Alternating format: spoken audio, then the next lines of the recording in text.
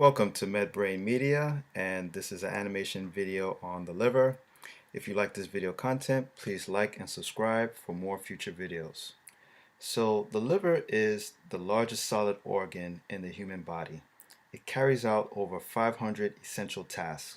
Some of the roles of the liver include detoxification, protein synthesis, and the production of chemicals that help digest food.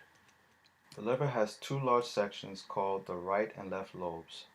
The gallbladder, where bile is stored, sits under the liver along with parts of the pancreas and intestines. The liver and these organs work together to digest, absorb, and process food. The liver's main job is to filter the blood coming from the digestive tract before passing it to the rest of the body. The liver also detoxifies chemicals and metabolizes drugs. As it does so, the liver secretes bile that ends up back in the intestines.